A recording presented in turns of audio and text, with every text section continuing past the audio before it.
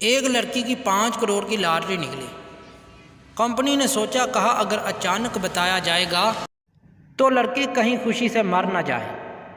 Company ने पप्पू को ये काम दिया और कहा कि लड़की को कुछ इस तरह से बताना कि वो खुशी से मर ना जाए।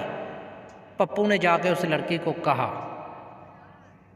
मान लो आपकी 5 करोड़ का इनाम निकले तो आप क्या करोगी?